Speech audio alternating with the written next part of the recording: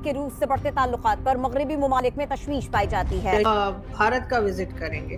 President Putin ने अपना तमाम वजन इंडिया के पलड़े में डाल दिया है। रशिया के सदर जो व्लादिमीर पुतिन हैं वो भारत का विजिट कर रहे हैं और ये बड़ा इम्पोर्टेंट आर्ट्स एक्ट को इम्प्लीमेंट नहीं कर रहा इंडिया के ऊपर बिकॉज दे अंडरस्टैंड कि ये वो वेवर देना चाहते हैं।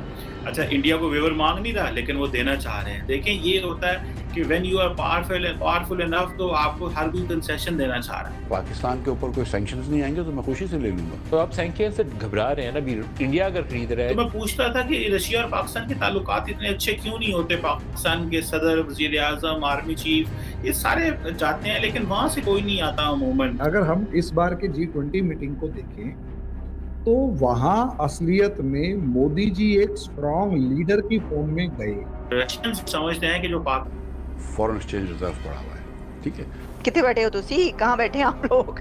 क्या सोच रहे हैं उन्होंने जो ये बात की है? रूस के प्रेसिडेंट पुतिन भारत की विजिट करेंगे। इस खबर ने पूरी दुनिया को चर्चा करने पर मजबूर कर दिया है। पाकिस्तान से भी रिएक्शन आने लगे हैं। हाँ जी, जो पुतिन है वो इंडिया विजिट करें। अब सवाल है, इंडिया विजिट अगर करेंगे तो उसके पीछे का ऑब्जेक्टिव क्या है?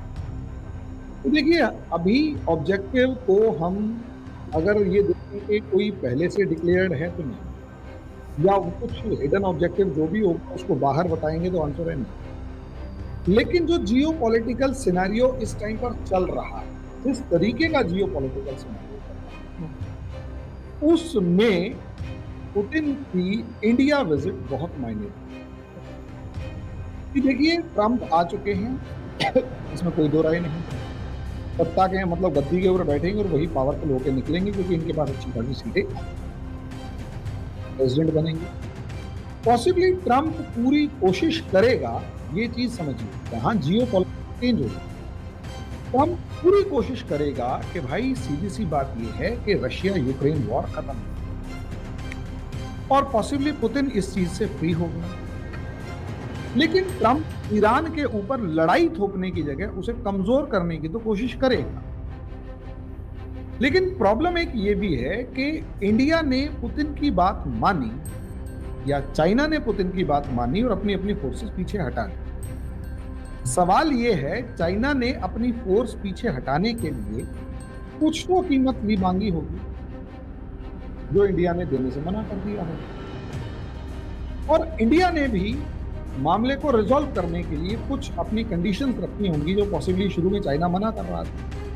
अब ऐसा क्या हुआ, पुतिन ने ऐसा क्या एश्योरेंस दिया दोनों को, या अंदर खाते क्या बात हुई, ये तो किसी को पता नहीं लगा। क्योंकि देखिए, वर्ल्ड वॉर 1 से पहले और इवन वर्ल्ड वॉर 2 से पहले भी एक नेचर देखा गया कि हिडन ट्रीटीज हो रही, हिडन एग्रीमेंट्स हो रही।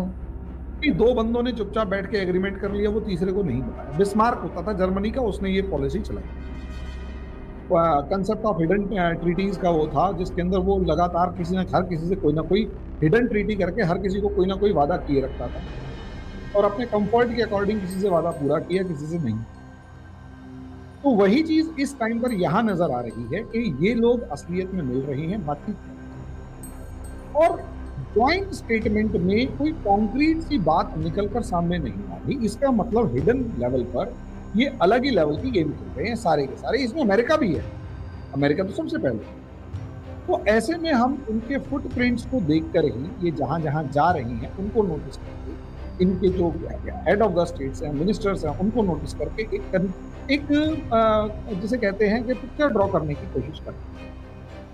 एक पिक्चर प्रधान में दिखाई दी ब्रिक्स वाले मामले में, जहां पर मोदी, पुतिन और शी तीनों एक साथ खड़े थे और एक मैटर रिजल्ट। उस फोटो ने दुनिया के अंदर हड़कंप तो मचाया, लेकिन क्या वो फोटो बहुत ज्यादा परमानेंट रिलेशन को बता रही है? आंसर है कि पुतिन और इंडिया के बीच में हाँ, पुतिन और शी के बीच में कुछ हद तक, और इंडिया और चाइना के बीच में बहुत शॉर्ट लिव। तो ये तीनों चीजें हमारे को, मुझे लगता है कि समझ में आ गई कि भाई बहुत शॉर्ट लिव्ड से लेकर सब चीजें तो ये हुआ है। लेकिन अब पुतिन इस रिलेशन को मेंटेन करना चाहते हैं। क्यों? क्योंकि पुतिन ये चीज जानते हैं अच्छे तरीके से कि चाइना माने या ना माने ताइवान पर अटैक करेगा और उस पर कब्जा करने की सोच।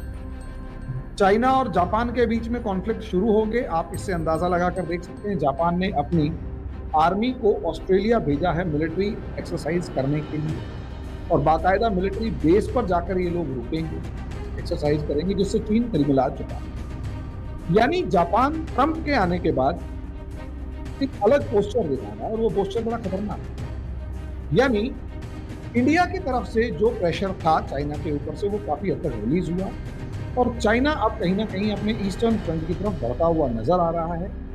जापान उस चीज से एग्री नहीं कर रहा है, और इसी वजह से जापान ऑस्ट्रेलिया के साथ मिलकर मिलिट्री एक्सरसाइज करके उसके अंदर कोऑर्डिनेशन दिखाने की कोशिश कर रहा है। अमेरिका उसे सपोर्ट कर रहा है।